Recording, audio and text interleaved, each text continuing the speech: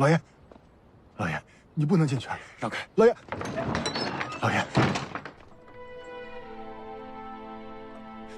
你们夫君，我生贵儿时遭遇难产，自己险些丧命。这孩子生下来就体弱，是我用米汤一口一口地将他喂大，好容易活了下来。5岁那年，又生了疥疮，一头秀发落尽。是你我轮流抱着他，为他擦身换药，整夜都不敢入眠。这女儿养的艰难，这些你都忘了吗？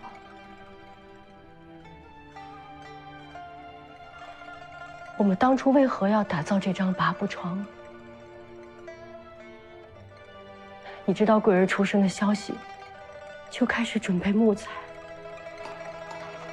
千工万造，一点一点的，这张床终于造出来了。数完了吗？怎么总也数不完啊？他是我们女儿的陪嫁，他会伴我们的女儿长大成人，披上嫁衣，由他生儿育女，一世安康。可如今，你却要用这张拔步床，把我们的女儿送到一个活死人的墓里去。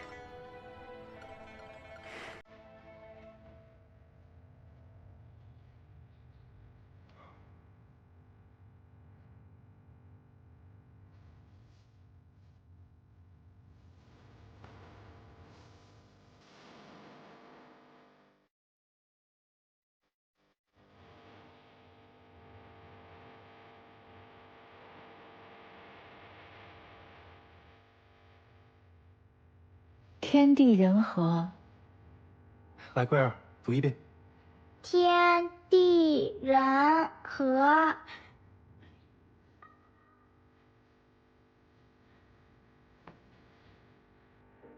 给娘亲吃啊，你先吃第一口。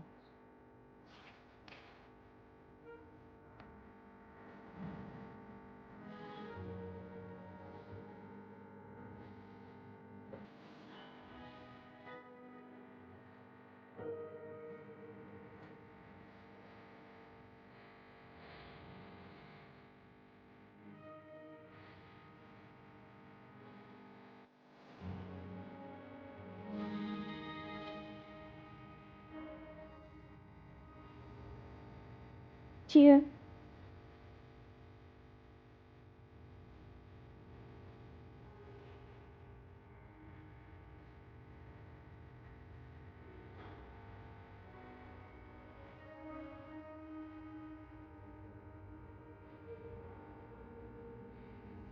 走吧。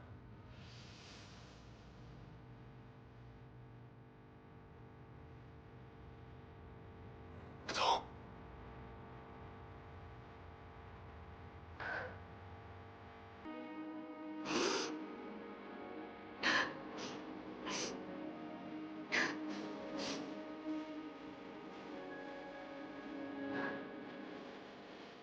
走吧。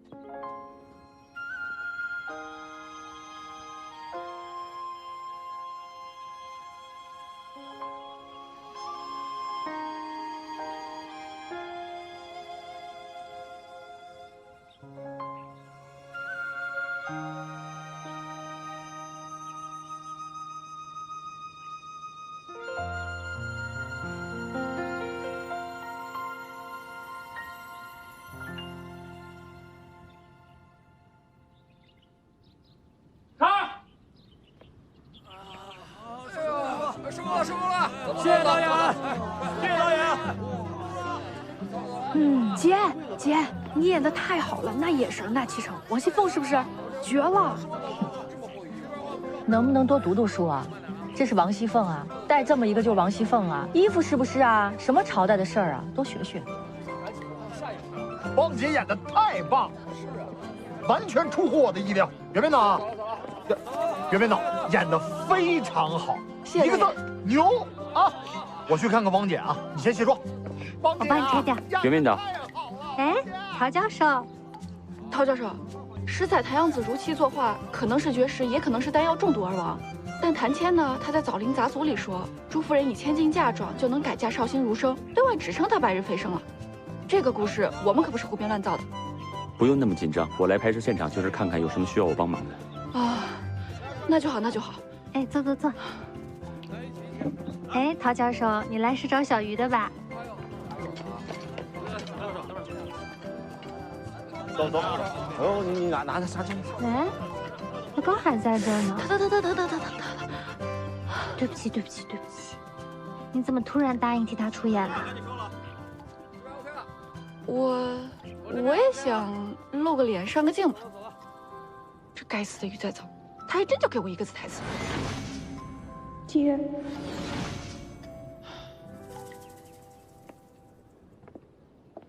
陶陶，陶教授，陶陶，什么时候变得这么记仇？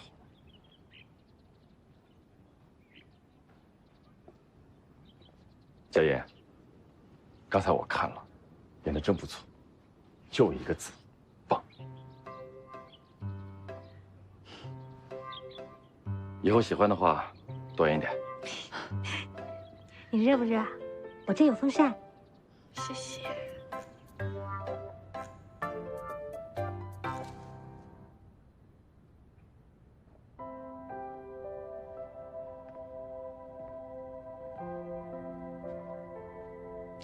你是在想谭阳子，还是在想王夫人？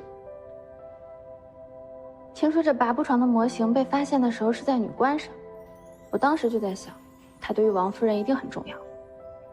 只是她的日常……是，也有可能只是她平时用的。不要对历史妄加揣测。不过中国古典家具中精巧绝伦的谦宫拔步床，往往耗资巨大，历时数年才能完工。在明代的江南一带，富庶人家自女儿出生起便要为她精心打造一张拔步床，家具中凝聚着父母之爱，也是中国人独一无二的创意。你的故事也算是有理有据。你不生我气了？现在又想起来。陶唐，你说，如果谭阳子杨皇修道是真的话，那他的那些信徒都是名士是怎么回事？还有，为什么连王世贞都要拜他为师呢？你说为什么？为什么？你说嘛！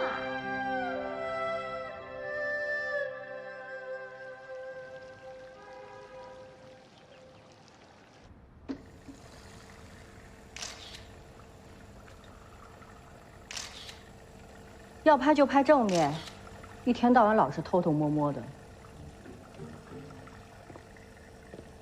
那我就不客气了。哎，晚上一起吃个饭吧？不去，这么不给面子？我从来都不和工作伙伴约会，加上你又是前男友，所以我拒绝。前男友也可以变成现男友啊！哼，想得美！王心宁，走好看一点。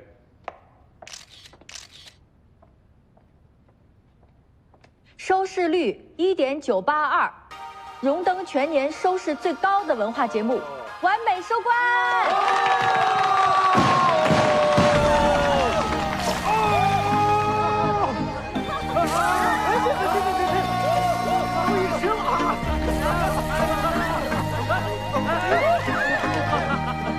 小夏，看着，来，干杯！祝贺大家！哎，给我一点。哎，小心别洒。拿了。哇，辛苦，大家辛苦了！哇，太不容易，老板辛苦了！一起哦！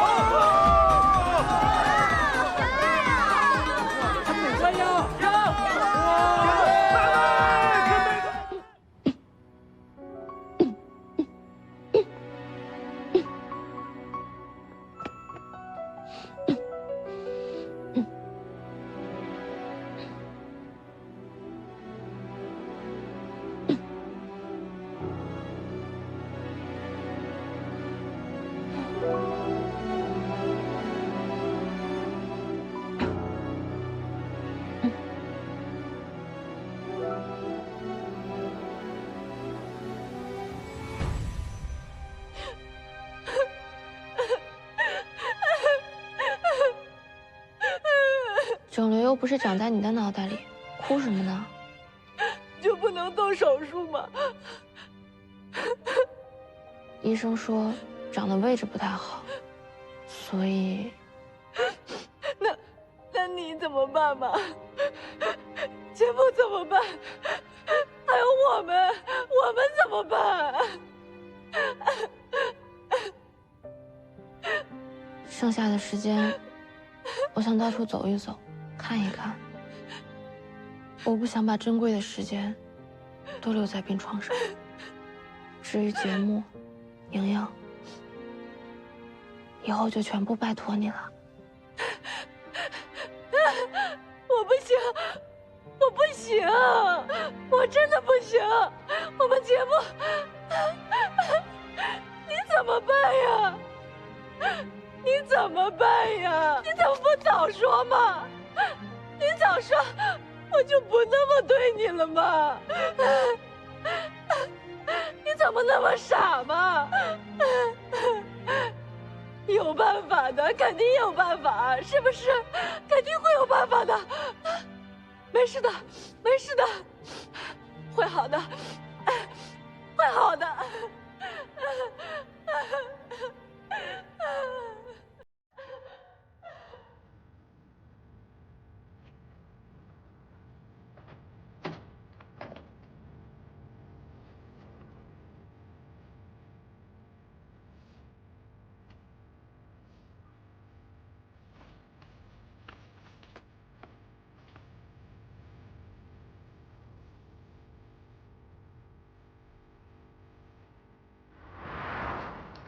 给，送给你的礼物啊，除了对艺术的热忱与执着是一样的。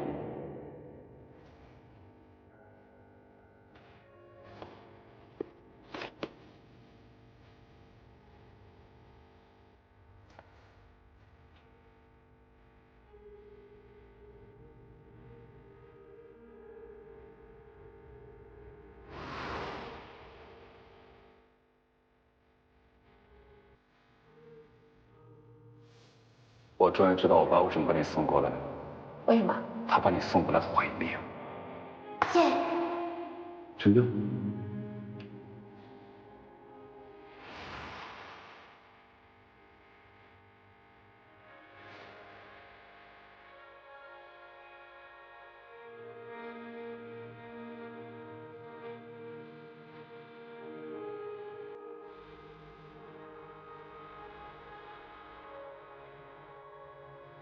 你在哪？下一期宣布再来一次公平的比试。好啊，我最喜欢比试。人生呢，不是你这样思考就能思考得出来的，拍摄方案也不是这样凭空就能蹦出来的。这是我给你做的强身健体的饮料，你把它全部喝光啊，一口都不能剩。公司需要你，团队需要你，我作为老板也特别需要你。不要走了，留下来，留下来吧。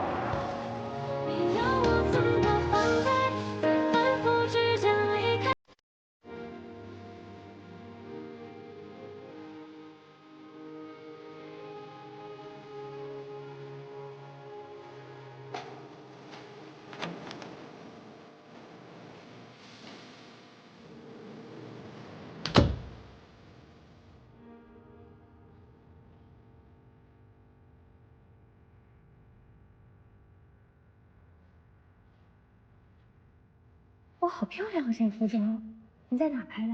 这就在那个苏绣博物馆啊。我前两天骑车去了一趟。拍的真好，这个好看，你再放大给我看。哇，这个好看，啊，这个好看，这个好看，这要是配合我的妆容一起，那真的很漂亮了。哎，莹莹。哎呀，莹莹，小鱼只是去法国度假了嘛，很快就回来了。就是啊。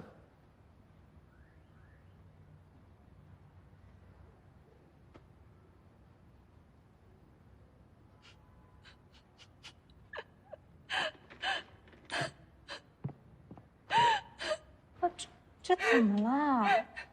他不会再回来了。你这话什么意思啊？他得了脑癌，他根本不是去度假的。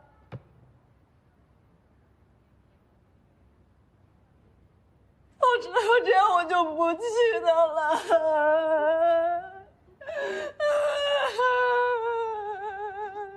这么恼啊！你说什么呢？真的，他亲口跟我说的。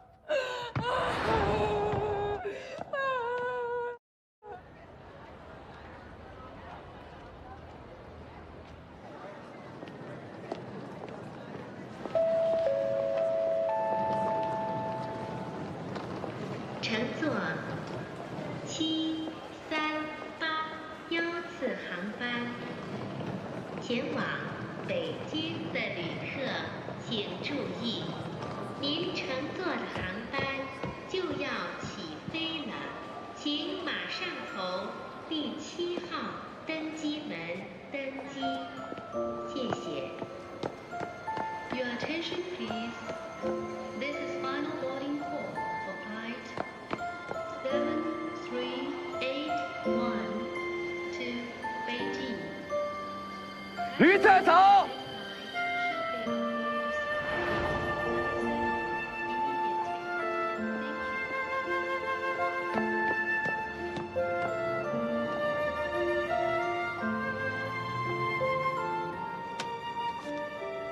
你一个病人要去哪儿？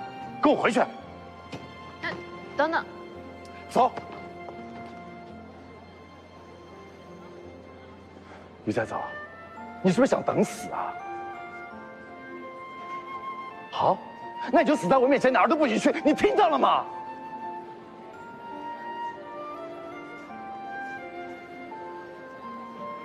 你不是一直活得很任性吗？你怎么会选择默默无闻的去死呢？就算是生病，你也会闹得天翻地覆，让所有人为你哭才对，不是吗？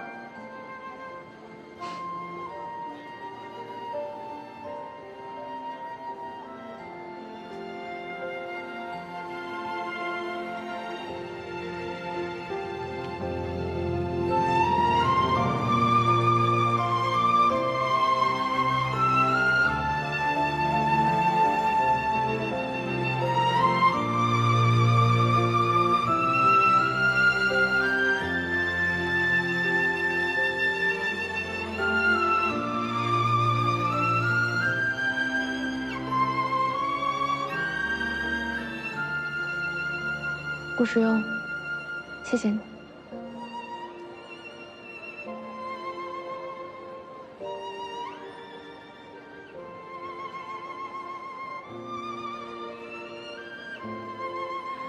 虽然你是一个吝啬又爱剥削员工的老板，但你是一个好朋友，很好很好的朋友。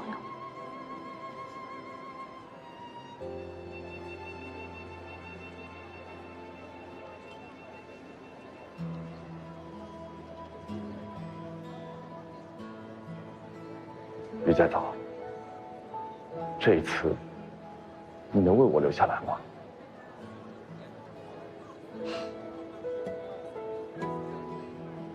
那阿姨呢？你忍心抛下她一个人走吗？对了，还有陶唐，你连告别的机会都不给她吗？于再早，你怎么会那么狠心啊？他还在生我的气呢，我给他打了好多电话，他都不接。至于小姨，她已经为我耽误了很多年。现在好不容易找到自己的幸福，我不想再耽误她了。我就知道，最后佳嫣一定忍不住要跟你们说，所以我写了一封信，请你帮我转交给小姨，可以吗？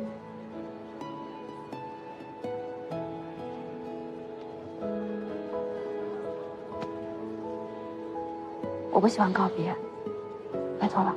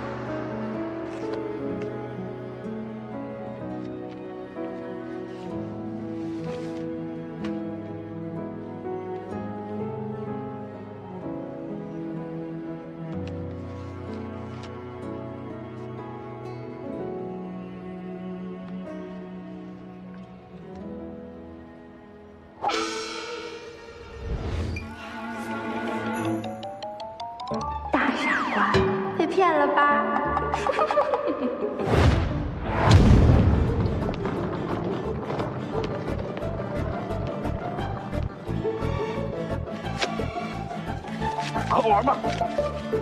好玩吗？好玩吗？好玩吗？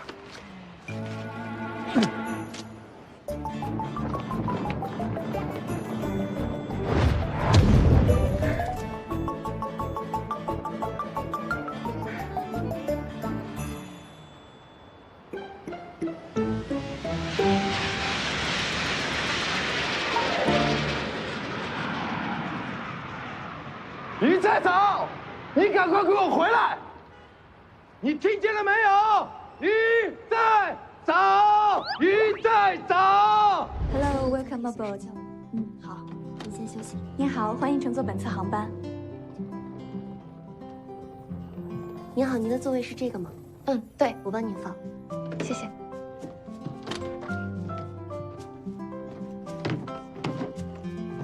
谢谢 Welcome aboard. 有什么需要随时叫我。好。您好，欢迎登机。 Okay, that fainting thing, Penelope. I'd be lying if I haven't made a version of this speech before. I think I was probably 8 years old and staring into the bathroom mirror, and this would have been a shampoo bottle. Well, it's not a shampoo bottle now. 我做演员怎么样？如果你做演员，我相信，即便从路人甲做起，最后也会成为影后的。我也这么觉得。你好，欢迎登机。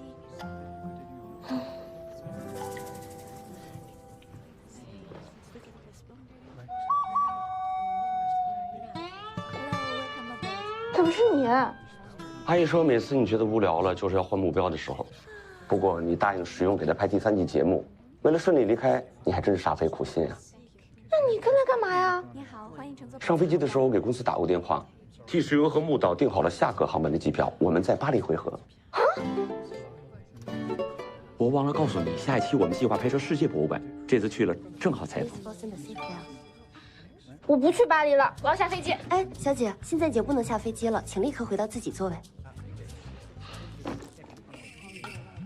不好意思啊，他一向这么任性，给你添麻烦了。没关系，请系好安全带，祝2位旅途愉快。谢谢。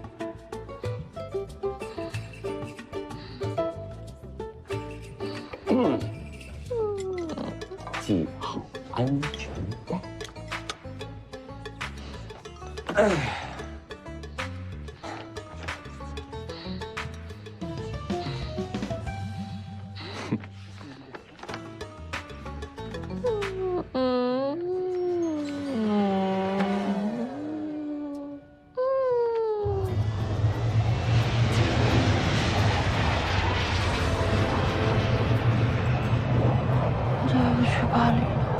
我再也不去巴黎了，我再也不去巴黎了，我再也不去巴黎了，我再也不去巴黎了，我再也不去巴黎了。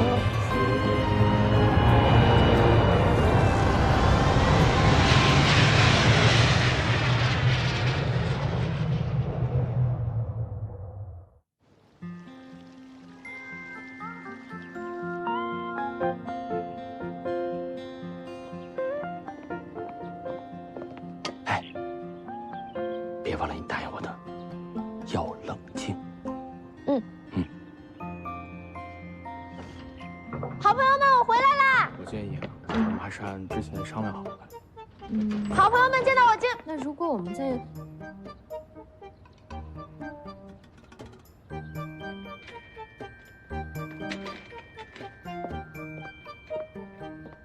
你回来了。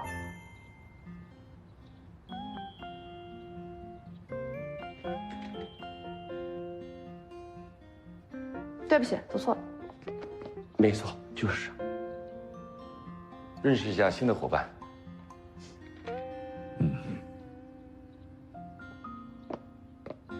我去看一下。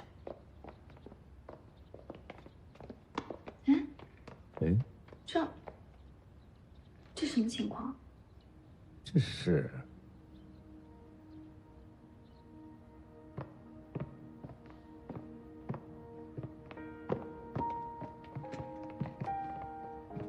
木岛呢？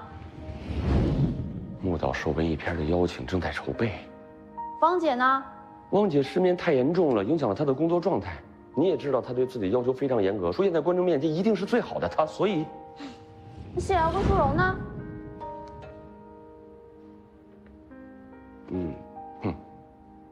搪塞无效，坦白从宽。舒荣如今是当红美妆博主，直播带货都接不完，怎么可能顾得来呢？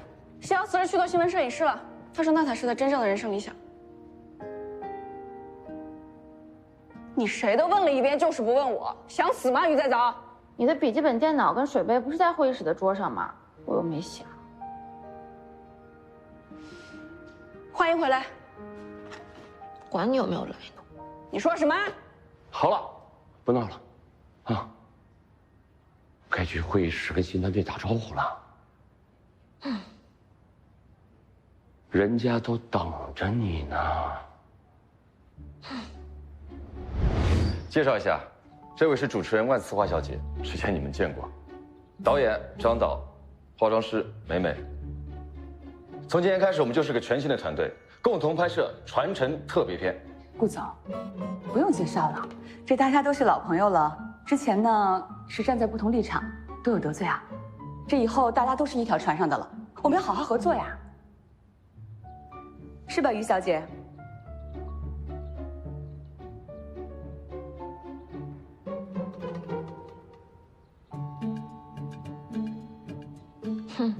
合作愉快。佳音，开始吧。前2季传承取得了很好的收视和口碑，临时决定加拍特别篇。这期的主题就是年俗。年俗？可是这个季节拍年俗，这听起来就很热啊。特别篇的主题是由观众投票决定的，季节不对，拍摄起来会很辛苦。但是对于一个专业团队来说，这应该不算什么难题吧？你说的很对，专业的，随便说说吧。佳音，继续。中国地域辽阔，各地民俗也不同。要说起在博物馆过大年，通常是以各类艺术展览为主，还有很多民俗体验。这是一些以往的资料，大家可以参观一下。幸好有你在。这是观剧，有戏剧。怎么了？银联。过分安静，我有一种不祥的预感。这次的拍摄更换团队已成定局，他只能接受现实。有什么想法？我刚看了，你们已经做得很完美了。到时候啊，我还会再增加一点具有中国民族文化特色的元素在里边。希望我们到时候能够合作的愉快。合作愉快。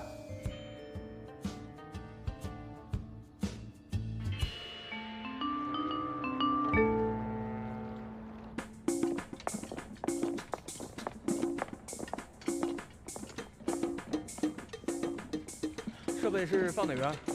来，跟我过来。好。导演，你看，这就是咱们今天的拍摄地。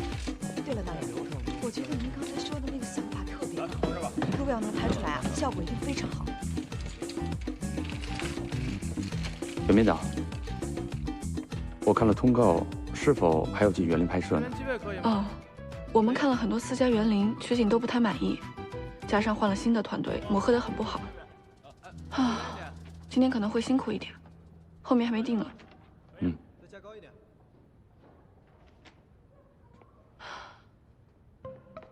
主持人进来的时候，露丝站在这里。啊，导演，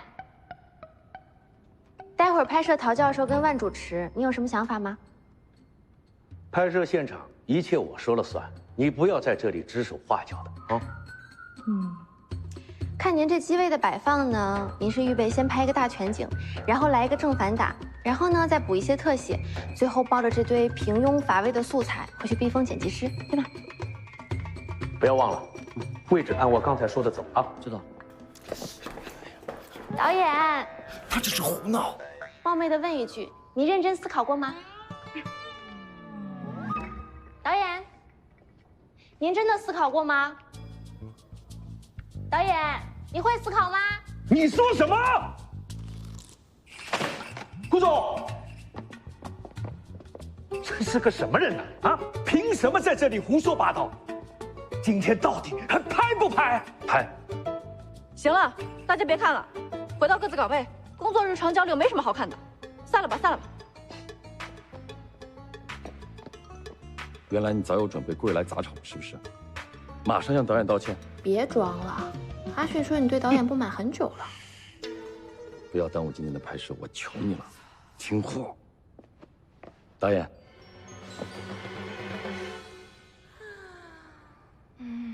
难道我说的不对吗，陶唐？陶唐，佳音，佳佳，我说过多少遍了，别叫那么亲密。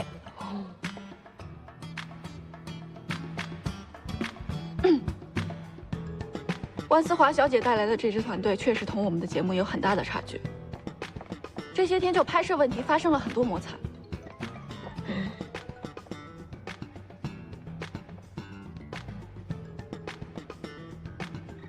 顾总，这算怎么回事啊？你可别忘了，当初是汪希宁临阵脱逃，我才答应的邀请的。这现在到底谁是制作人啊？你为什么要受他们威胁啊？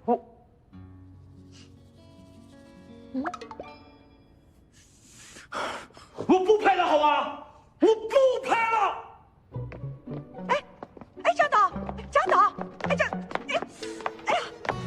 张导，拜拜。张导，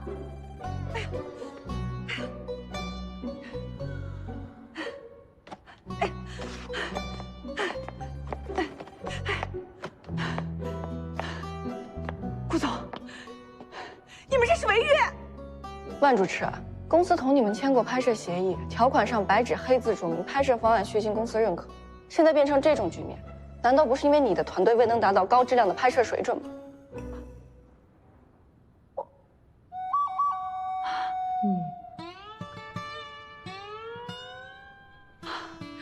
好，拿什么你？你们等着见我的律师吧！你拍什么拍？您注意脚下啊！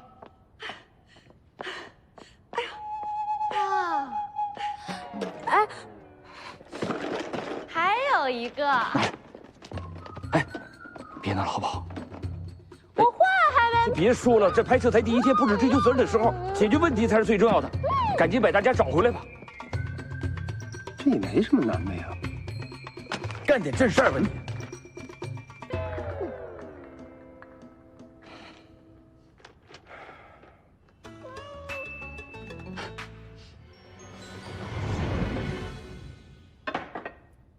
谢谢，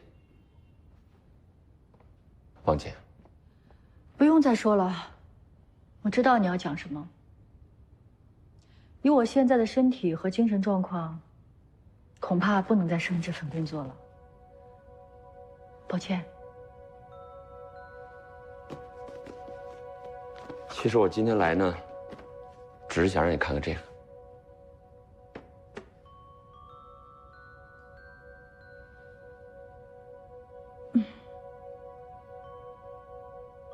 应对这种八卦新闻，事事胜于雄辩嘛。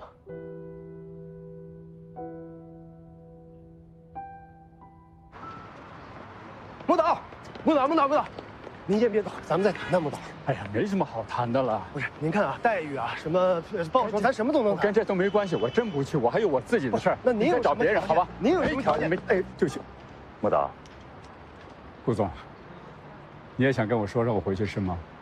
我不能再回去。穆导，你不是一直想拍一部关于底层女性的公益纪录片吗？为什么不找我谈谈呢？我找你谈什么？谈投资啊。投资的事情我已经解决清楚了，谢谢。穆导，这次汪姐也会回来。她回来跟我有关系吗？穆导，你不会是因为被拒绝了，面子上过意不去吧？话不能这么说，顾总，谁拒绝谁？我有我自己的追求，我有我自己的事业啊。穆导，我们需要你，回来吧。汪姐亲口说的。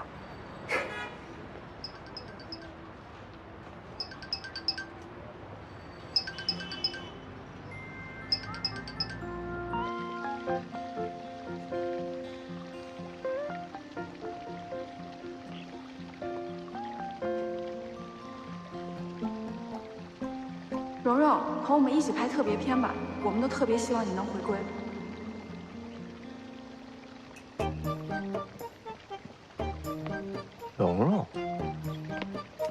蓉蓉，谢阳，你也回来了？我还没想好。哎，你什么意思？蓉蓉，小鱼，哎，我真没想好。进去。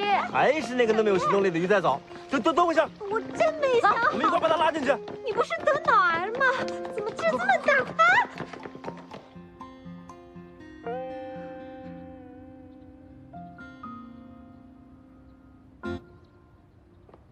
半个小时之内，他们就都会回来了。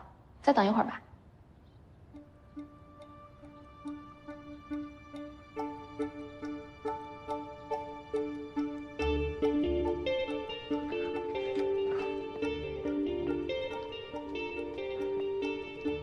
小鱼，对不起，我不能参加拍摄了。为什么？没什么，就是不能参加了。 你别！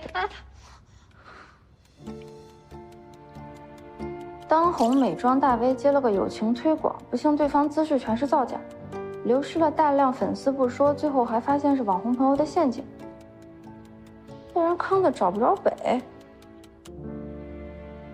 哇哦，我不在的这段时间，你过得精彩纷呈呢。是我太轻信了。现在我出事以后。 我以前的粉丝都不相信我了，我有时候觉得自己挺失败的，现在怎么办啊？他们会不会都不喜欢我了？以后会不会没人喜欢我了？蓉蓉，你为什么那么执着的要寻求认同呢？啊，你要学会跟网络保持距离，因为不管舆论是褒是贬，都会影响你的判断力跟创造力。发博、采访、直播，追逐流量跟热度，耗费了你多少精力？ 你自己好好想一想，你有多久没有认真的做一期视频了？创作者真正要做的是跟自己对话。一旦你在网络上寻到了认同感，还能保持那份绝对的与众不同吗？创作是需要孤独感的，要让作品成为你和人沟通的唯一渠道。最后这句话是我们冯校长说的，现在送给你。 我一定会努力的。木导，大家好，汪姐，哎，唐教授，哎，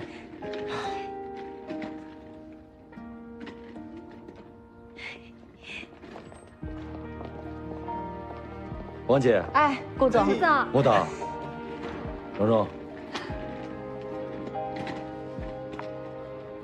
欢迎大家回来。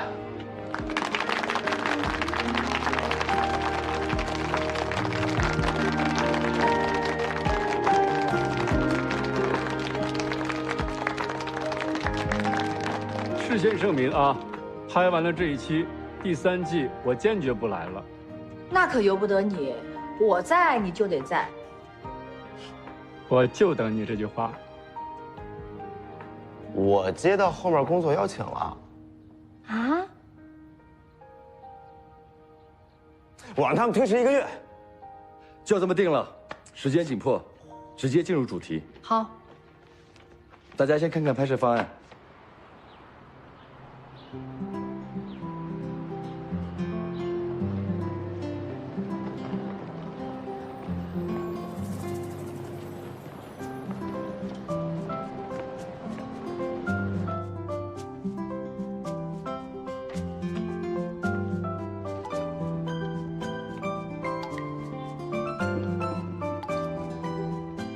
莫导，这是各地博物馆办的一些民俗和文物展，他有心意的不多。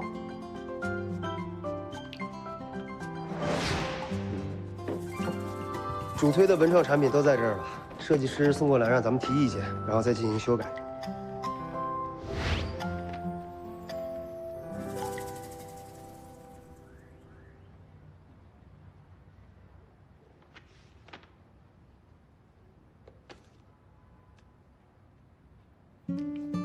我平时在化妆的时候，最容易卡粉的部位就是眼下。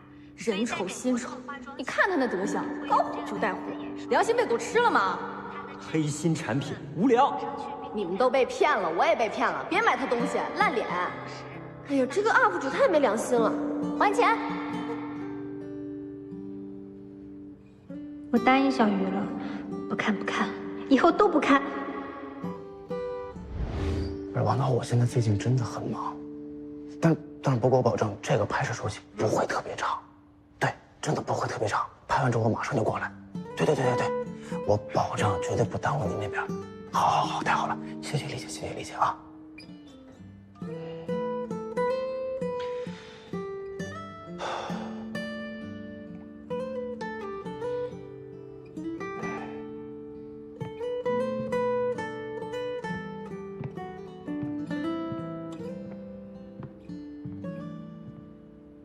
看什么呢？没什么。你脸色这么不好，怎么了？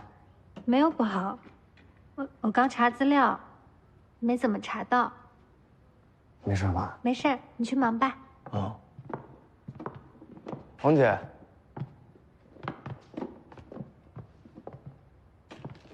王姐。王姐。哦。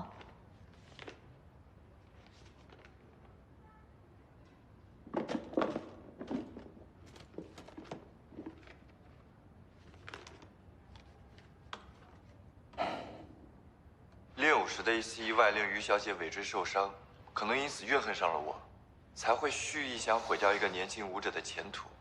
要不是拍摄特别片的消息上了新闻，又无意中听到舞蹈团的朋友说他也是幕后主创之一，哎，重大新闻，大家快来看，快来！虽然因为他，我同一生的理想失之交臂，但事情过去这么久了，我已经没有了怨恨，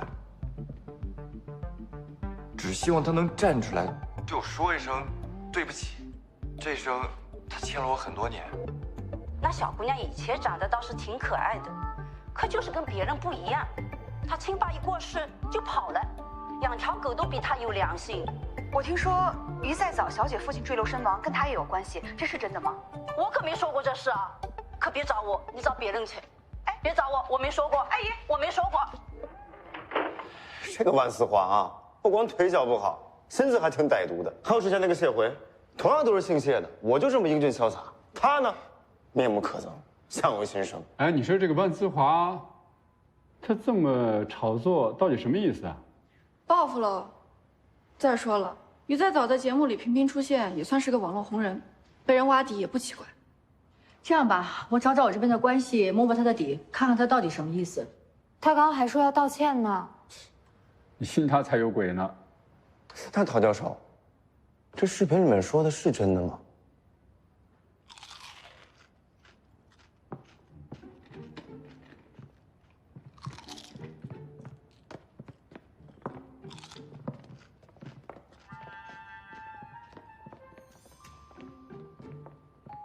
小鱼，你在这儿干嘛？吓人啊！儿口。哎，于编导，刚刚视频里面说那些事儿是真的吗？真的。他故意摔断我的尾椎，所以我就趁他下坡的时候，哼。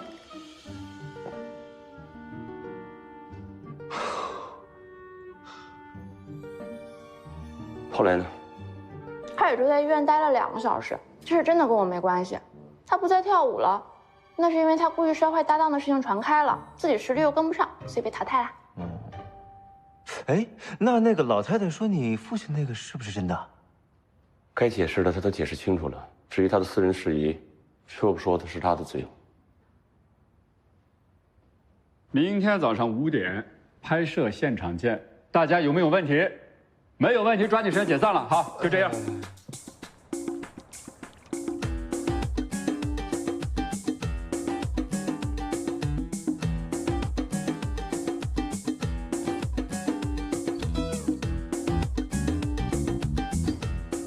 一般是左手拿中擦，在板上打圈，将颜料给涂抹均匀，放下中擦，然后右手拿纸，在空中交给左手拉直，轻轻放下。拿起这个中擦要力透纸背，均匀，直到这个颜色呢很均匀，然后放下我们的中擦。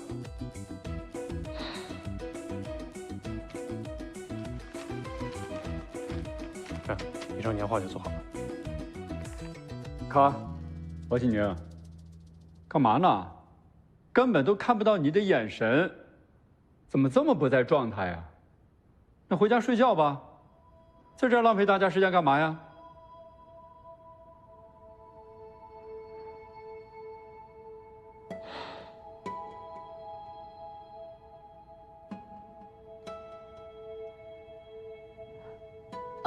我是有点状态不好。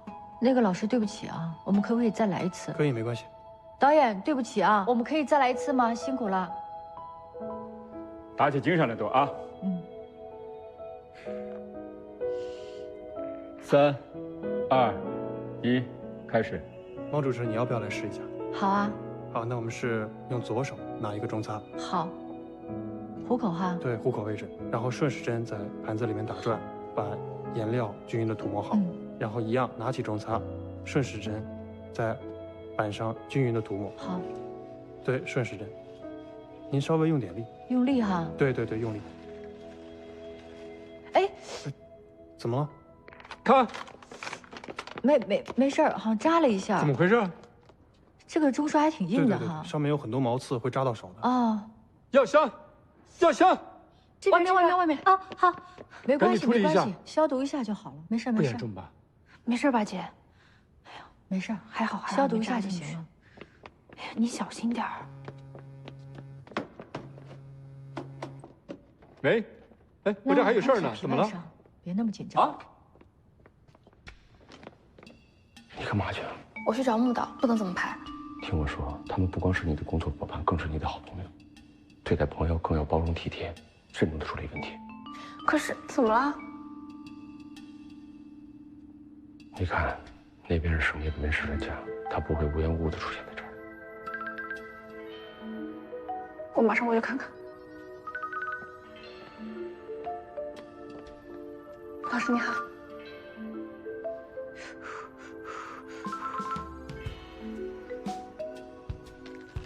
一点小意外。诸位，刘教授看完我们的拍摄素材，提出了3点建议。第一，传承是以文物和非遗为主的文化节目，落脚点始终在文化上面，邀请明星嘉宾要慎重，勿让星火掩盖了月辉。明白了。第2点呢？春节有4000多年的历史，是中国最隆重传统的节日。传承只讲苏州年俗，拍江南士大夫的春节，角度是不是有点太片面了？缺少了历史的传承和厚重感。第3点，也是最重要的一点，刘教授全程看完我们的拍摄现场，他以为这样的敷衍的拍摄态度是对文化本身的不尊重。有些东西，只能慢慢拍，慢慢上。说实话，现场确实有些混乱。那叫有些混乱呀，我看简直就失控了。而你身为一个导演，你就不能掌控全局吗？就算我能搭好台子，但是唱整出戏我一个人唱不了吧？拍得不好，也有我的责任。但是我想请问在座的各位，有哪一位是全心全意把你们的心思放在这次拍摄上的？还有现在网上不利于小鱼和节目的新闻特别多，我们真的不回应吗？佳音，你解释一下。昨天晚上莫导要去见公益片的投资商，确实挺重要的。其他人，我承认，我确实也有错，但是我后面的工作真的很重要，要不是为了还顾总的人情债，我现在早要到四川采访去了。谢瑶，你作为一个主摄影师，如果这次回来还是3心2意的话，我希望你自己好好斟酌一下。于在早，你在写什么呢？记录下来大家的发言啊，我要一一记录下来，将来好向广大观众解释，为什么主持人精神不佳，因为长期失眠，演员状态不好，导演也给过，因为导演一心扑在公益纪录片上，主持人的备用服装不合适，那是因为我们的造型师遭受网络暴力，得了失忆症。还有一位，了不起的谢瑶先生，马上要做回新闻摄影师，兴奋到好多素材都忘了拍。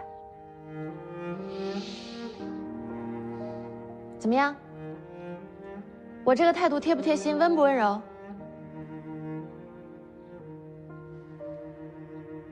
会议到此为止吧。小鱼，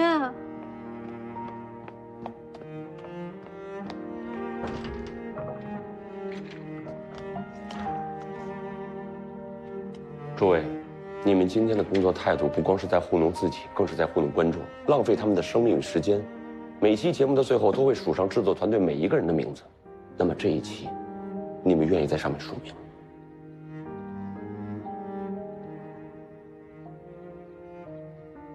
抱歉，我先走。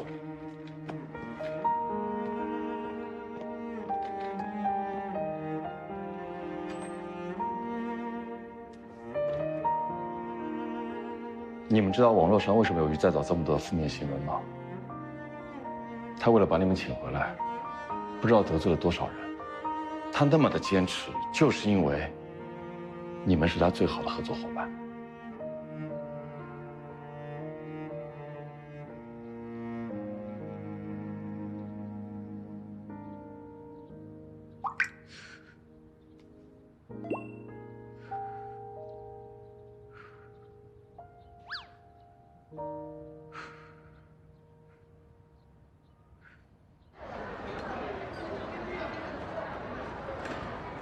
想吃吗？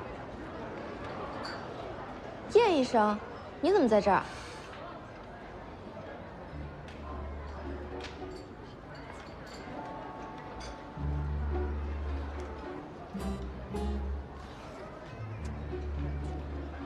好吃吗？豆沙又软又糯，特别甜，你尝尝。好。哎，我听云阿姨说你想尝试往演员的方向发展。我有个朋友做了15年的表演课教授，想不想认识他？但我现在在拍节目，下个月好不好？那就没办法了，他是回乡来祭祖的，错过这次的机会，恐怕以后没这个机会了。要不这样，你放弃这次的拍摄吧。我刚刚听你说很多拍摄的烦恼。我想以你的病情，不太适合卷入太过于复杂的是非。为什么不从负面情绪的泥潭里面挣脱出来呢？为以后的人生做准备啊。陶唐说，半途而废不好。放弃舞蹈和新闻，那不叫半途而废，是有了更值得去追求的目标。毕竟时刻对人生保持新鲜感，才会获取更大的愉悦，不是吗？早早。你明明不快乐，为什么要勉强自己呢？这一点都不像你。为了责任感。陶陶，你怎么来了？定位啊。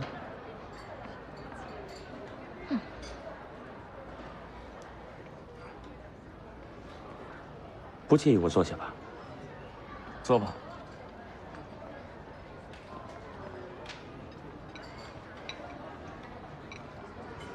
叶医生，对社会与事业具备基本的责任感，并建立良好的社会关系，都是一个人的正常需求。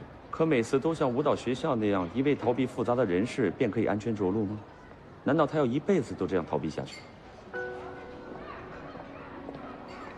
陶先生，我跟早早认识了很多年，我比你更了解他的病情。就我刚才听到你说的那番话，恕我直言，你的心理疏导方式恐有让人误入歧途之嫌。并不适合做他的心理医生。再会。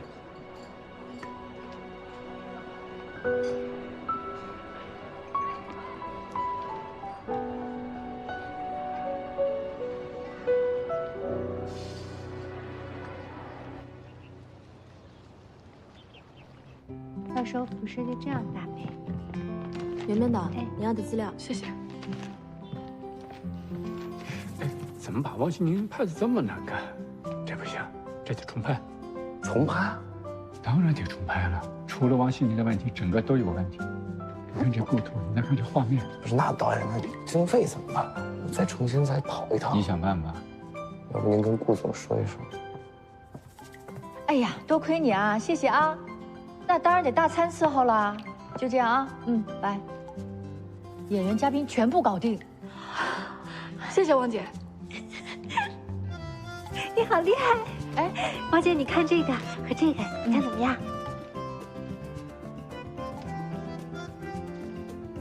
好看呀！真的，这里也是明朝的。于再早，你杵那儿干嘛呢？哎呀哎呀呀呀！哎呀，不行不行不行！哎呀，热！哎呀呀！你半途跑掉，你害我们都忙成什么样子了？你这个没有责任心的家伙！没事儿，都差不多了。我们现在呀，关键要想如何把这个春节拍得隆重，拍得热闹。穆导，你好好策划一下啊。什么？一看就是没睡醒呢。我去给你们弄点咖啡啊。谢谢王姐。谢谢王姐。我要2杯。小鱼，给陶教授弄2杯还差不多。谢谢。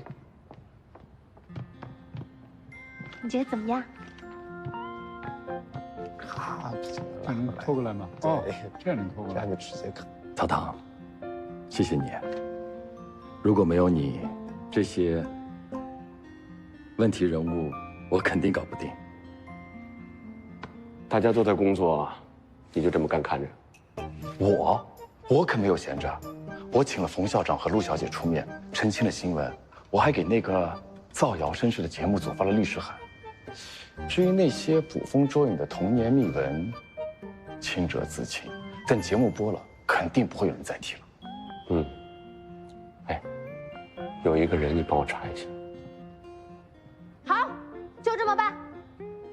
凡是能来客串的，都来客串一把。我可不可以客串？那得看你能不能穿上衣服了。开个小玩笑，我是职业摄影师。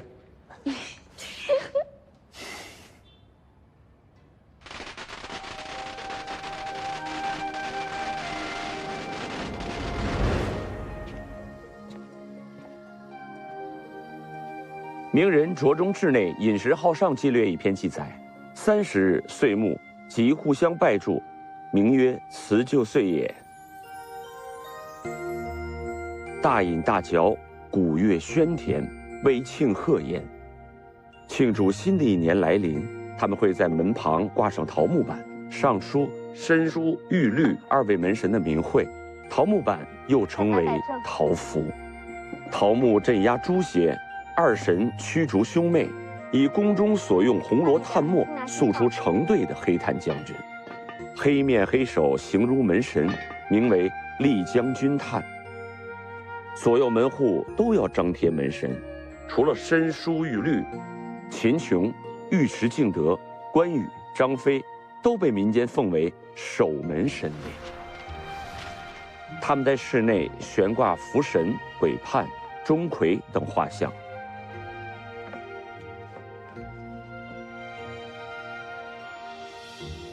还会在床上悬挂金银8宝、西番经纶，或将黄钱编结成龙的形状。这样做的目的都是为了趋吉避凶、祈福灭祸。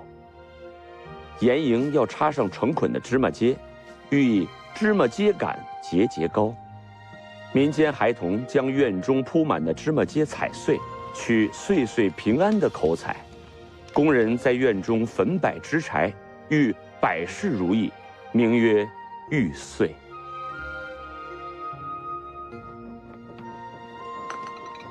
据考古发现，中国自春秋起便出现了形似饺子的美食劳丸。北方春节吃饺子的风俗，相传是为了纪念东汉医圣张仲景，迄今已有1800余年的历史。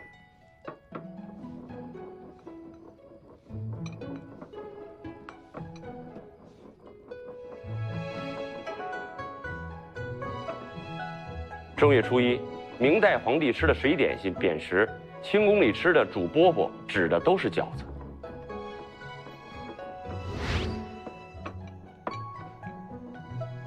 与明代不同，相传清太祖努尔哈赤立下祖训，正月初一，皇帝吃素馅饺子。相传清太祖努尔哈赤被祭奠无辜死于战乱者，立下除夕夜吃素馅饺子的规矩。自此，代代清帝都保留了这项习俗。《宫里郭大年》一书记载，清代宫廷素馅以干菜为主，包括长寿菜、金针菜、木耳、蘑菇、笋丝、面筋等。其他研究资料说也包括豆腐干和鸡蛋，但必须在大年30晚上子时之前包好。子时一过，下锅煮熟，吃时已是元旦。直至光绪11年，清宫膳食党里才出现元旦进猪肉长寿菜和猪肉菠菜馅饺子的记载。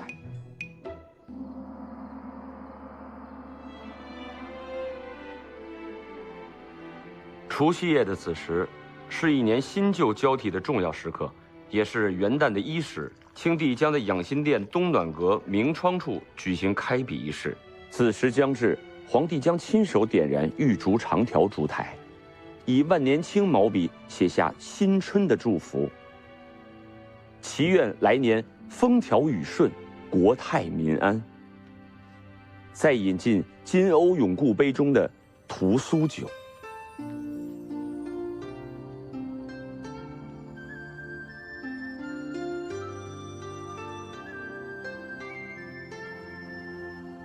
开笔仪式后，皇帝向历代祖先行瞻拜礼，此后就到了传统的吃饽饽的时间。清帝的銮驾每经过一道门槛，太监便要燃放爆竹，方便御膳房准确地掌握圣驾已至何处。龙靴踏上乾清宫的第1级台阶，就是御膳房开始煮饺子的时候。皇帝吃饺子的地方，通常是在昭仁殿的东小屋。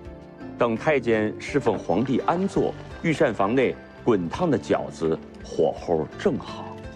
饺子出锅不能早也不能晚，讲究一切恰到好处。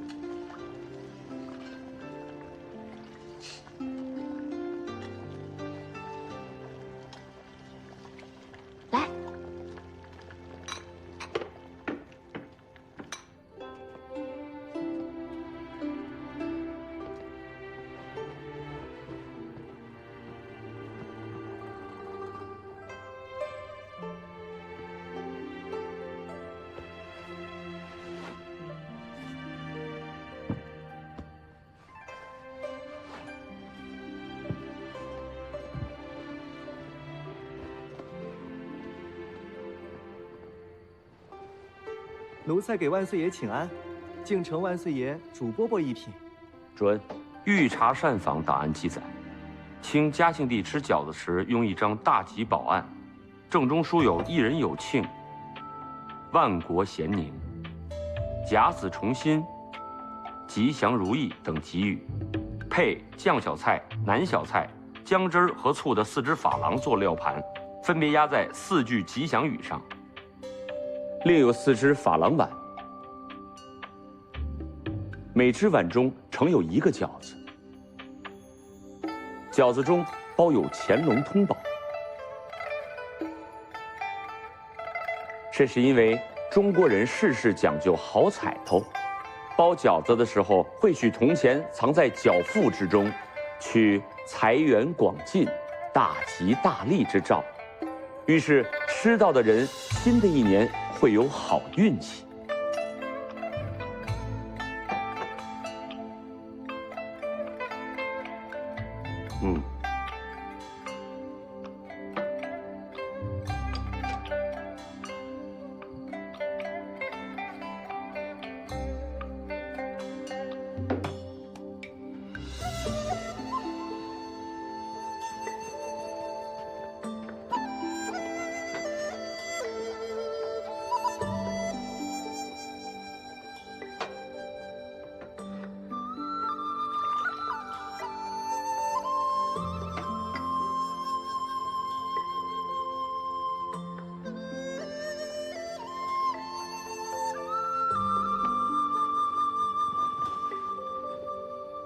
皇上万福金安，大清江山万年。朕安，平身吧。谢万岁爷。《宫女谈网录》里说，大年初一，宫女们要吃春盘，民间又叫春饼或盒子菜。圆形或方形的珐琅盒子有12格、16格，也有18格的。都放着各色丰富的小菜，如切好了的细丝酱菜、熏菜，如青酱肉、五香小肚、熏肚、熏鸡丝等等。每天吃饭时都有锅子，保证不同时间当差的宫女们都能吃上热菜，还会给爱喝粥的人配上2、3样粥。当然，这是给慈禧身边得用的宫女们的待遇。与清代宫廷进餐习俗不同的是，明代帝王的用餐仪式更有仪式感。名人《宫廷赌记》记载，每进一位，有黄绢一端罩之盒盖上，用小曲柄黄伞一把，金铃数十，太监顶之而进，摇曳有声，仿鸟雀之呜也。至上前跪，遂用领巾藏其口鼻，以于出息之不解。可见当年的明宫已经相当注意饮食的卫生。新年时，皇帝要饮交白酒，自汉代起，民间便有向长者进献交白酒的习俗。传闻交是玉衡心经，白也是一种仙药，饮用交白酒可以延年益寿。除了各式精美的点心，宫中还会进献百事大吉盒，里面装的都是柿饼、荔枝、圆眼、栗子、熟枣等食物，象征吉祥喜庆，寓意功德圆满。当然，明代皇宫更少不了饺子，当时称为水点心，又叫扁食，人们暗包1、2枚银钱于内，寓意一年到头好运不断。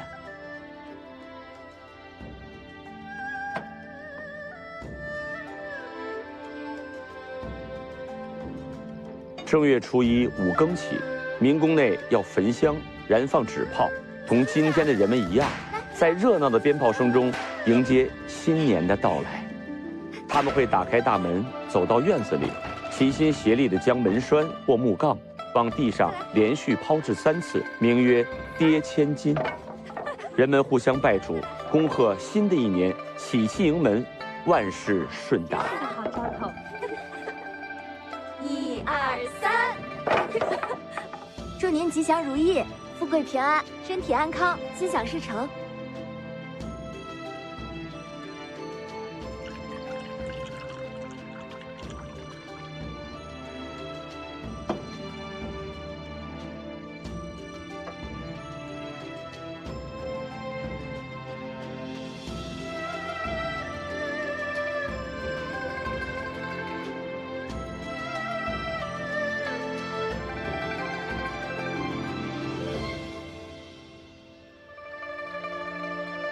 好，看，这场过了。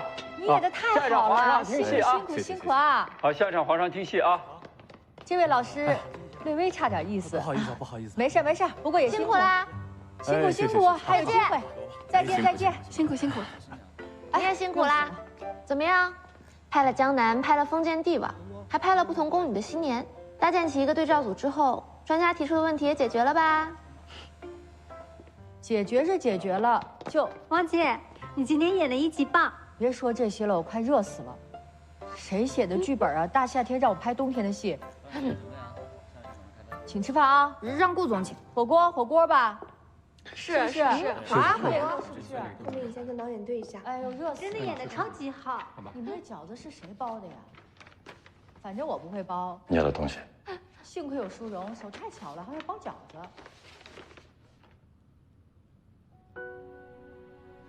木导，汪姐说她想吃火锅。可以啊。谢谢木导，谢谢木导。客气。木导。呀，什么时候到的？刚来，拍得顺利吗？非常顺利。辛苦了。有鸳鸯吧，鸳鸯大家谁爱吃能吃什么。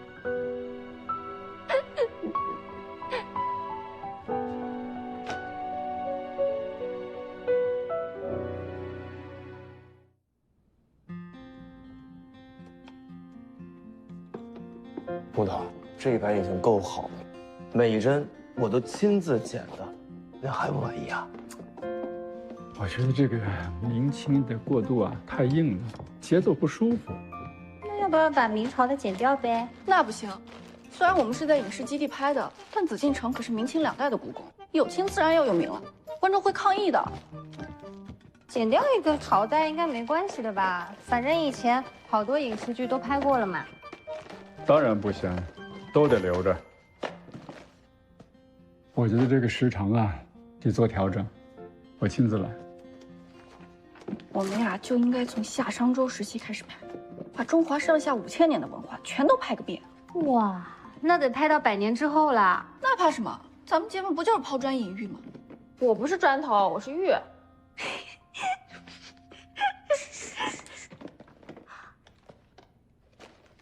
我宣布啊，这一箱都是我的啦。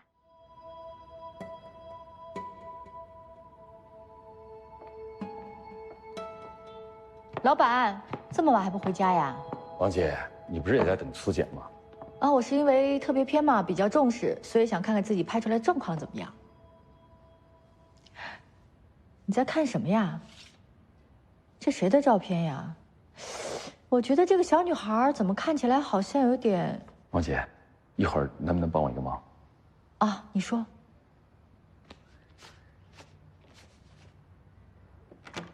赶紧出去，赶紧出去！没事，在这捣什么乱呀？啊！汪姐，哎，木岛把我轰出来了，打他！不敢。于再早，接下来的1周工作会非常的忙，计划做好了没有啊？名单里的非遗大师都请到了吗？艺术家又不是大白菜，很难请的好不好？好多人时间都合不上。对了，我给陶唐打个电话。陶教授他现在有事儿，这样你把你要请的人名单列给我，我来帮你请。可是没有可是，看不起我呀？走，列名单去。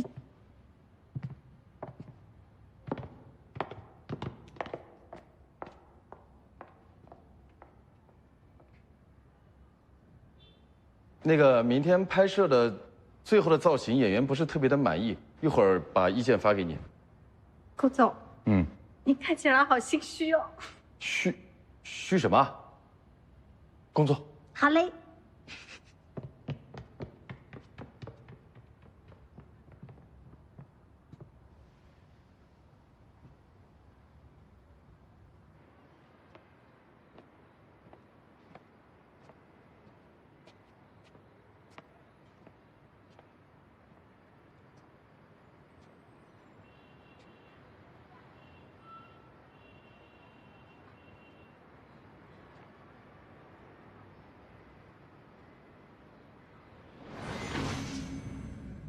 你们追查这些，到底想知道什么？照片里的这个人是不是于再早失散的亲哥哥？你当年想抚养于再早，却遭到他的父亲严词拒绝，可偏偏在这个时候，他的父亲却遭遇不幸，意外身亡，你也顺理成章的成为了他的抚养者，对不对？那又怎么样？难道连你也相信那些无稽之谈，认为那个男人的死和早早有什么关系？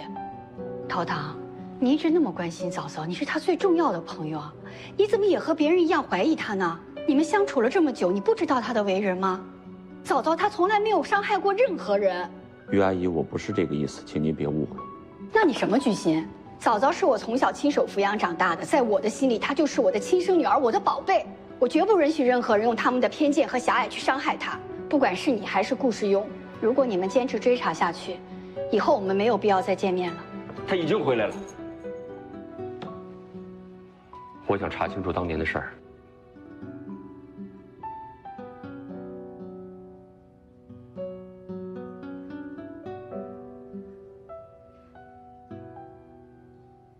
如果你想知道真相，那你去他曾经住过的地方，亲眼看看。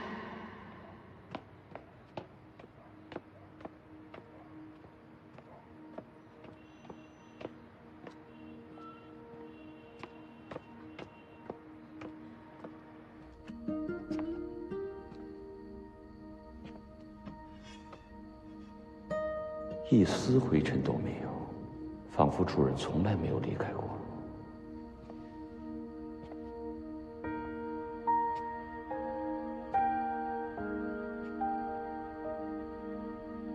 于再早，这些照片里隐藏着你的秘密吗？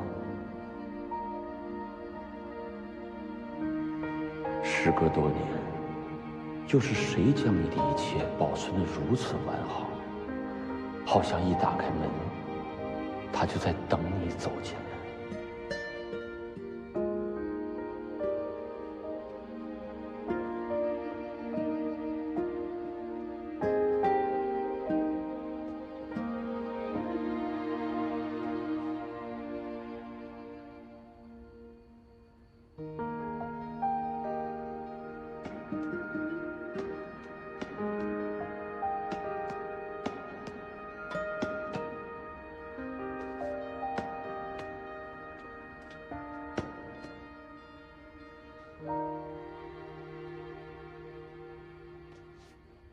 对呀，之前我的同事给您打过电话，不过您拒绝了，所以我才亲自来请您呀。您去年还欠我一个专访呢。啊，您说叶老师他来的，好呀，正好你们到时候可以叙叙旧。好，再见。搞定一个。喂，叶老师您好，我是小汪。是这样的。我们现在呢有期节目需要重量级的嘉宾，吴老师他也来，所以我想你们两个好朋友呢正好可以一起上节目，还可以叙个旧。你买夜宵了？收到了我的留言呢，方便回复我一下，谢谢。王姐吃夜宵。于在早，有你最爱吃的草莓蛋糕。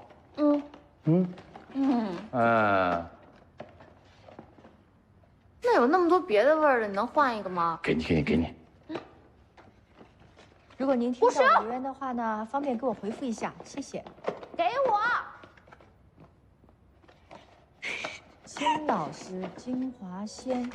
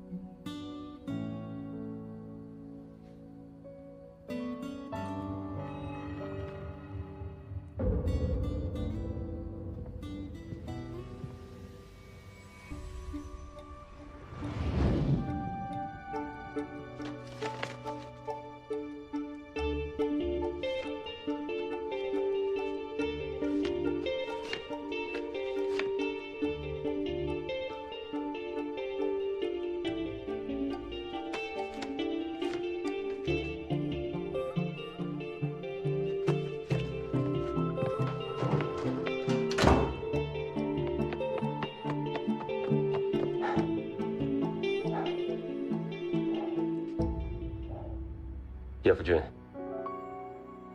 我应该管你叫沈南星才对。你是于再早的亲哥哥，有医学博士学位，还是一名很杰出的外科医生。他在舞蹈学校，你第一次以心理医生的名义出现，后来是大学、电视台，甚至如今的网络公司，你一直在默默地注视着他。这次网络的负面新闻跟你有关吗？你到底要做什么？我不会伤害他。于阿姨告诉了我一件事儿。当时于再早坚持跟于阿姨一起生活，还和你们发生了激烈的争吵。你罕见的支持父亲不愿意让他离开家，他却一个人跑出家门。当时沈先生追着他跑出来。你去哪儿？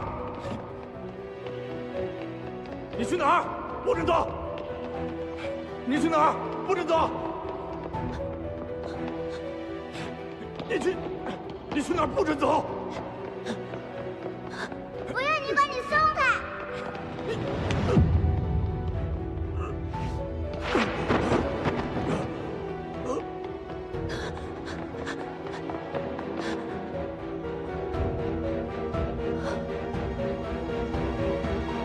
沈太太去世后，沈先生自顾不暇，都是由你来照顾妹妹。他毫无眷恋地抛下你，同温柔善良的于阿姨一起生活，对你来说等同于背叛。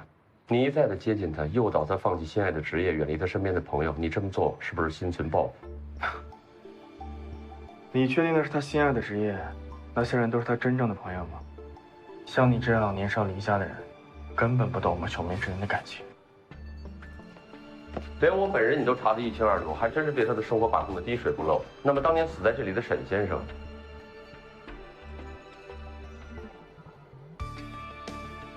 真的是因为摔下楼梯脑淤血发作身亡的吗？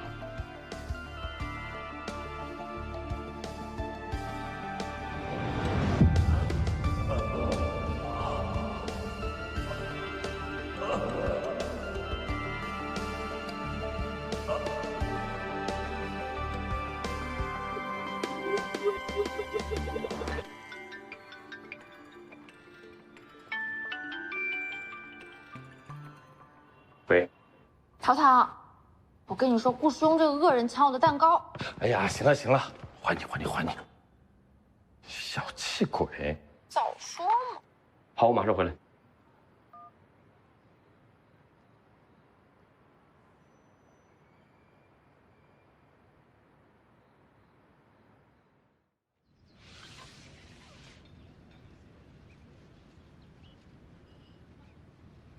这是什么？冒充心理医生从事医疗活动，对患者本人构成伤害，这是非法行医罪。冯校长得知实情后，愿意做证明。我是去看望我自己的亲妹妹，更何况早也没有受到任何的伤害，哪来的非法行医？你这个罪名是不是太离谱了？有没有不是由你本人来判断的？你凭什么身份坐在这里跟我说话？我是于再早最好的朋友。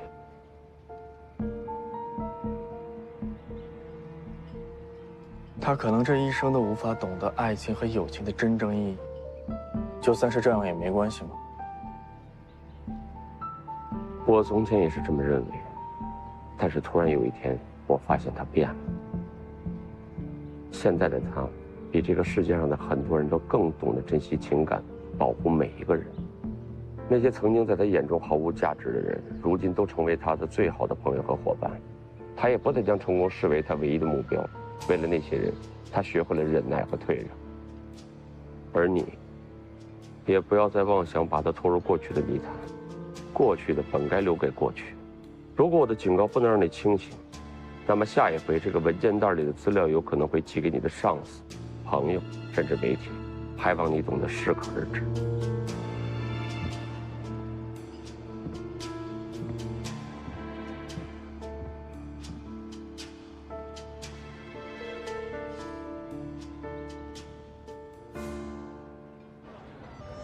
灯会是中国一种非常古老的传统民俗。相传东汉张道陵在四川举办燃灯祭斗一事，迄今已有1800余年，正是中国原始灯会的雏形。在中国的灯会中，最隆重的要数元宵灯会。《资治通鉴·隋纪篇》说起隋炀帝于端门街盛陈百戏，戏场周围5000步，执丝竹者18000人，声闻数十里，自昏达旦，灯火光烛天地，中月而罢，所费巨万。可以说，元宵灯会在中国自古就是一场举国同庆的盛典。非但街道上灯山上彩，金碧相射，锦绣交辉，更有歌舞百戏，群公竞技，人山人海，通宵达旦。发展到了今天，各地结合地方民俗，非遗集会，灯会的规模更大，形式也更为丰富多样。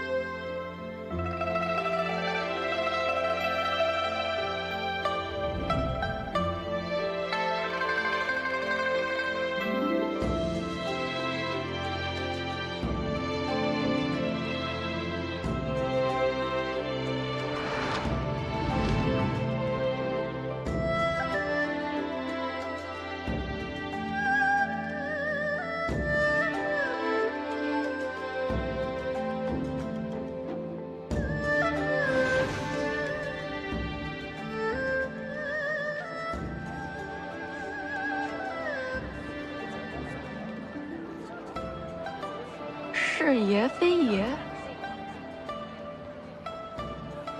爷非爷什么意思啊？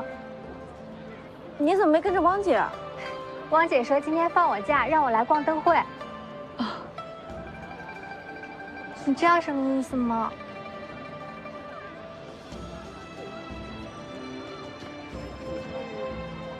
哎，佳莹，这是什么意思啊？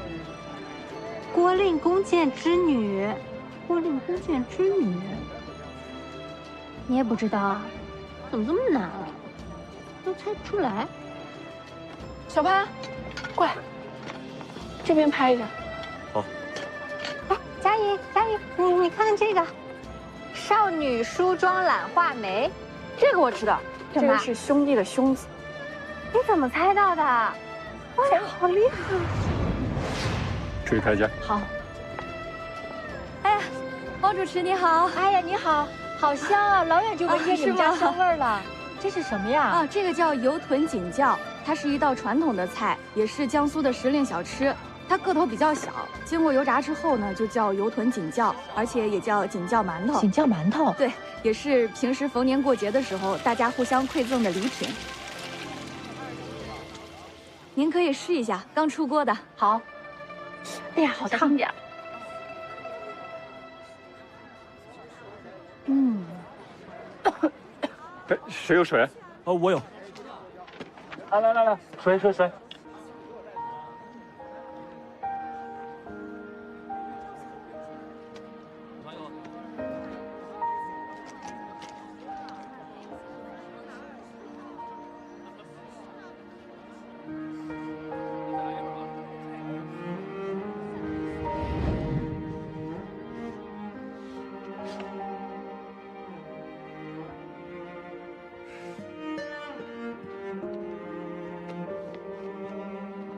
顾导，片子演好了。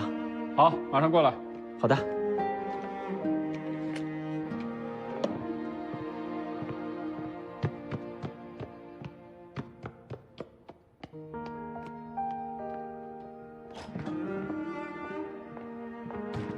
别提了，小朱啊，丢三落四的，把我明天要拍的脚本给弄丢了。我说正好路过公司看看有多余的没有。行了，你这桌太干净了。哎呀，那怎么办呢？姐，要不你去导演那桌看看？哦，好，那先这样啊，拜拜。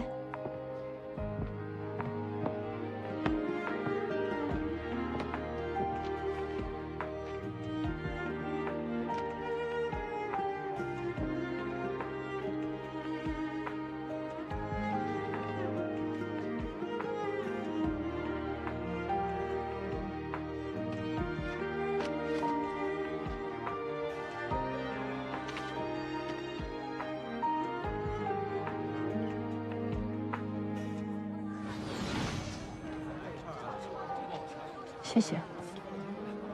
不客气。等这节目拍完了，赏个脸，请你吃饭。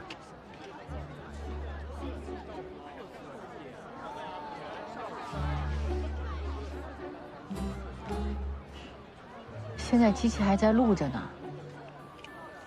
反正剪辑权在我这儿，掐了不就完了吗？行还是不行？那我得好好考虑一下。我还不一定去呢。你看。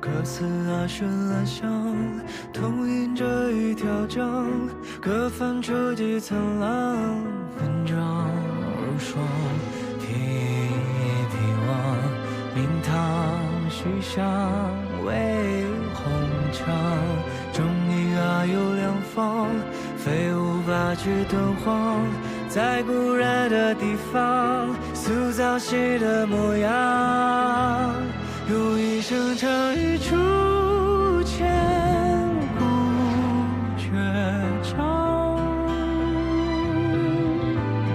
让专注浇灭这本诗清凉。回头看斑驳的历史长廊，是我们心中的热血流淌。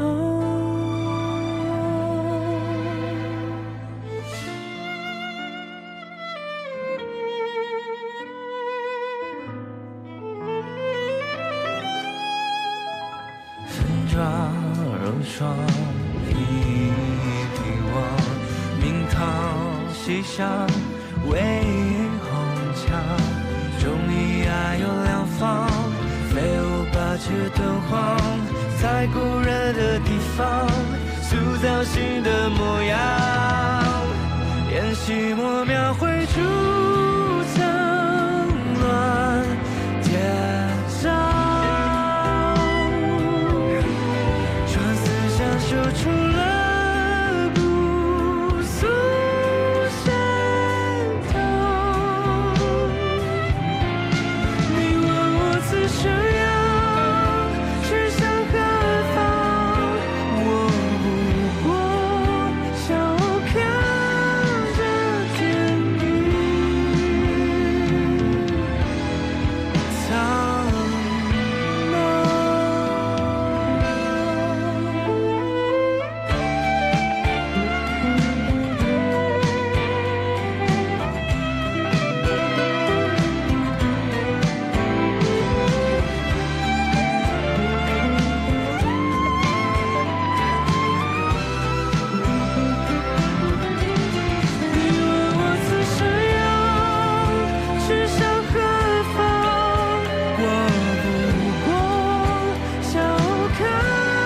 着天地苍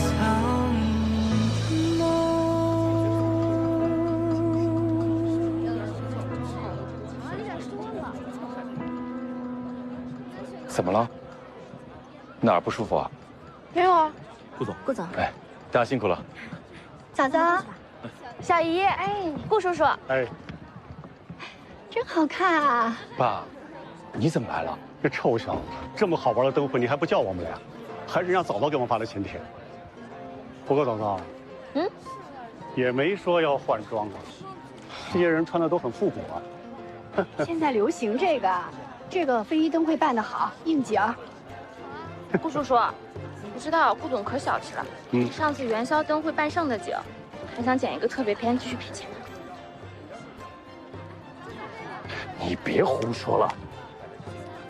爸，既然来了，就带阿姨好好逛逛。那你们呢？哦，我们还有其他安排。阿姨，玩得高兴啊！走了，嫂子。别当电灯泡了。真好。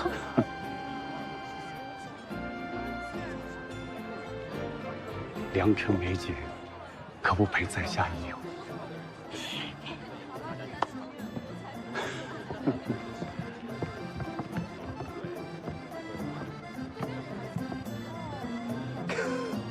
行了，干活吧，浪漫是别人的，跟咱无关。来，你能不能有点眼力劲儿？别老当电灯泡。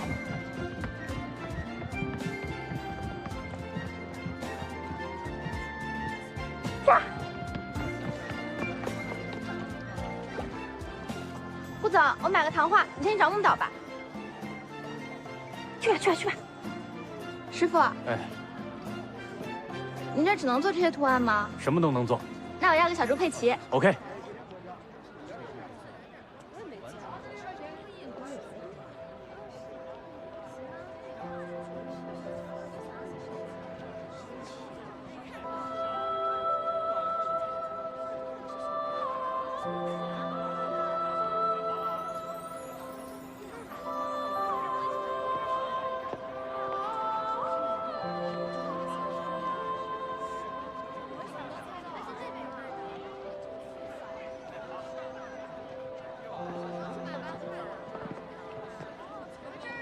陶先生，我再跟你聊聊。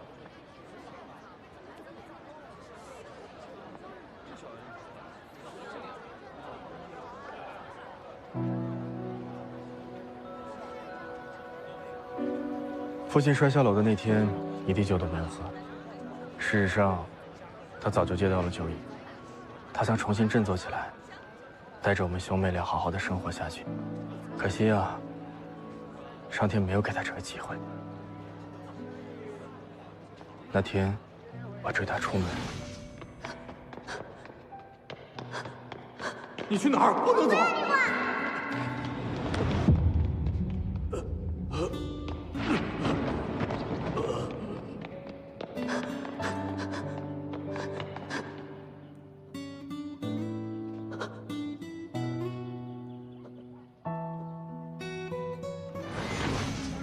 前面有卖糖画的，我想吃糖画。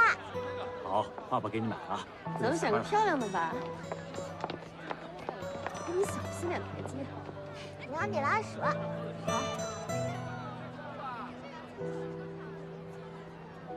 当年，他每次酗酒的时候，我希望他永远都不要再回来。可我真的没想到，他真的要好好生活的时候，偏偏遭遇了不幸。后来，毫不知情的早早跟阿姨离开，我被人收养，我真的熬了很多年，才找到了我自己的妹妹。自此，我一直关注她。你不该干涉她的生活。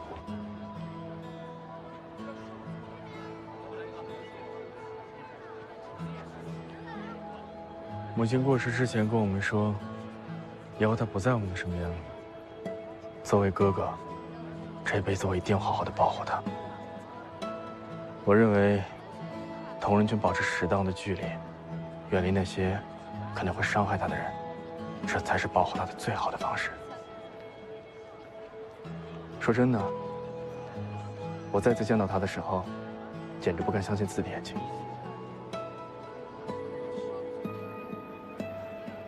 那个谢回，我揍的。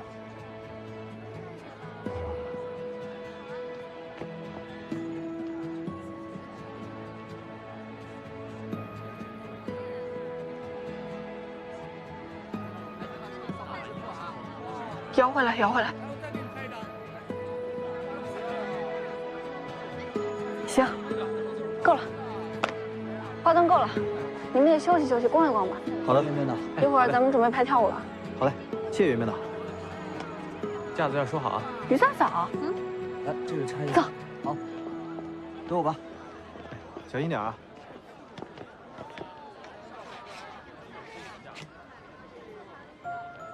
谢谢。小鱼，这个不错呀！哎，给我，给我，给我，给我，给我，快点给我！啊，别挠！给我，别加油！给我，加油！给我，给我，快点！涛涛，谢谢你，谢谢你们所有人。给我！不想同他相认吗？给我！快点，快点，快点！瞧不到吧？快点！哎呀，给我！你看吧，你要不抢他能睡吗？你要不追我，不也不会睡吗？你看你那头发跟没头风一样，那不是你被你追的。好啦，老爸。好的。呀，怎么碎了？小雨，我的给你吧。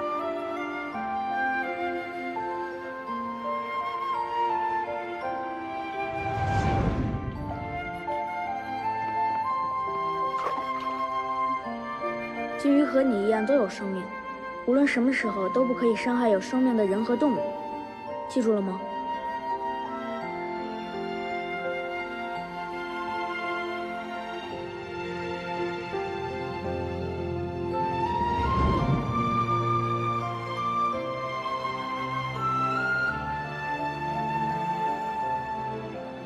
他们说的都不对，早早和大家都是一样的，等你长大了，会是一个正直善良的好人的，哥哥相信你。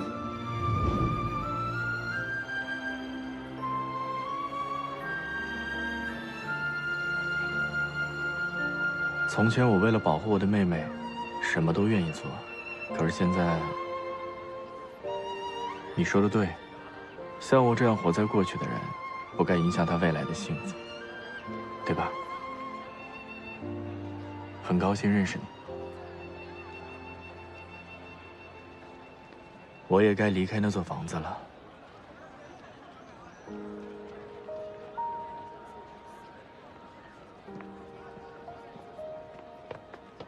叶先生，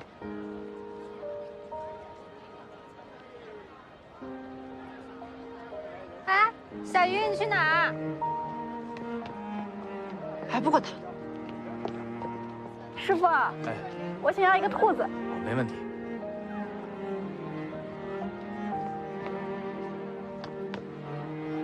陶唐，你在这儿啊？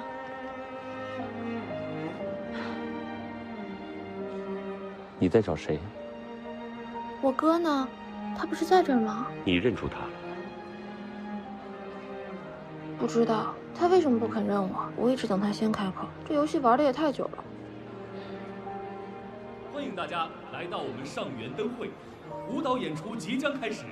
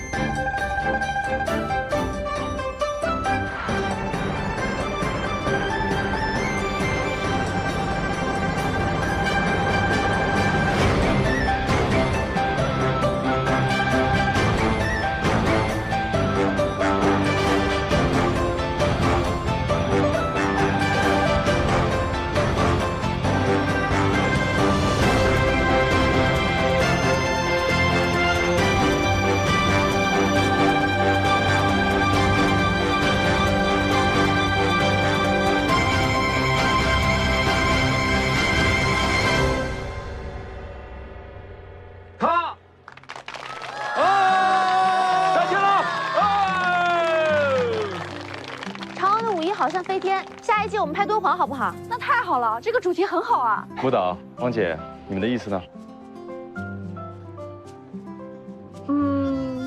一起去。那就要看我的心情喽。西宁在哪里，我就在哪里。好，下一季我们就拍敦煌。